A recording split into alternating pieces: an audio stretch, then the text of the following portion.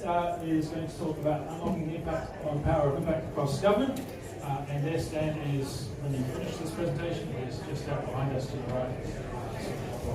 We've got 25 minutes and then time for Q&A.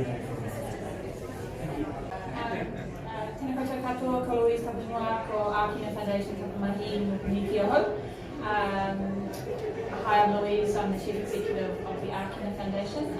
Ākina means to encourage bold action, and as a small non-for-profit with a door and a foot into government, that's really what we're here to do, and to give an idea of what is possible by harnessing the power of impact. And we've been in a partnership with the New Zealand Government now for 18 months. And I tell you, you guys are hungry for it. So it's been a really exciting journey we've been on, and it's great to be able to come today and just talk about some opportunities that government has to really start thinking about how to tap into the innovation, the entrepreneurship, and that deep community connection that social enterprise has. So I'll just begin. As Tim said, I enjoy LinkedIn. If you want to be completely I'm actually probably not as bad as Ryan over there, but I'm pretty good. So if you do want to connect on LinkedIn, my email address is, or my address is there. I also love Twitter, but be aware that I talk a lot about the Zero Carbon Act and Arsenal. So just as a so what is impact? This is really important. I might just take this off because I feel like I'm like a lecture or something.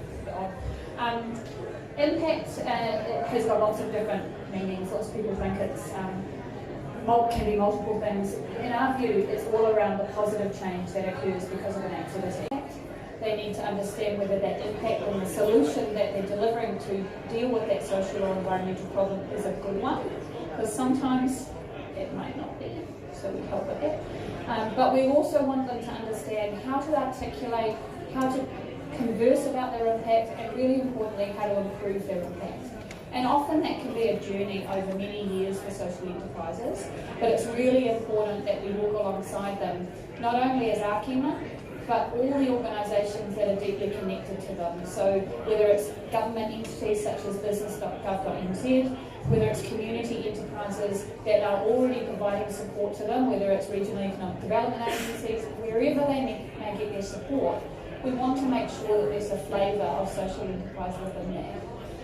When you think about going to a bank and asking for a loan, if you're a social enterprise, that can be really difficult because you're questioned on how you're spending your money, because the banker might not necessarily value the impact, and they might question whether you're making the right business decision. You're spending maybe a little bit more money on pastoral care for your employees because you're helping them transition out of prison, as an example.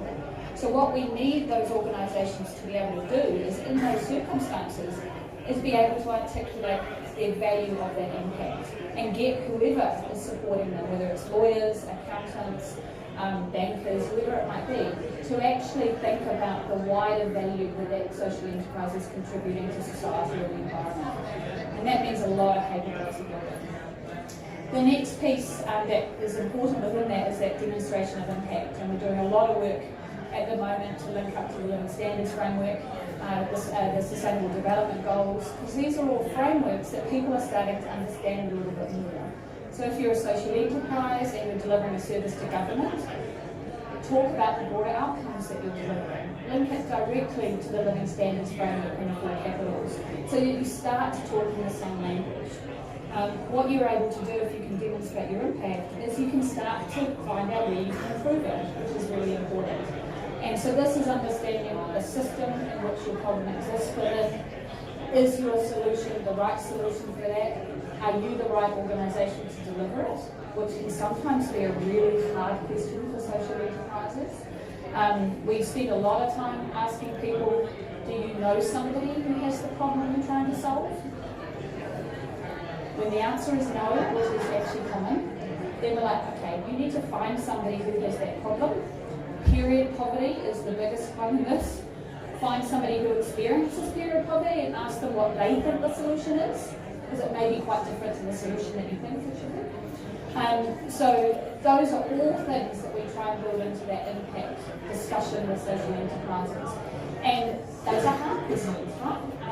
But what we want to get to is we want deep, fundamental impact system change that can be delivered by the market, which means these tough conversations need to be had in the medium term based on a survey recently. And they are expecting around about 800 billion to be in the market in the next 2 years. So that's a significant amount of capital. But what we need to be able to do is start building up the capability of those organisations to be investment ready.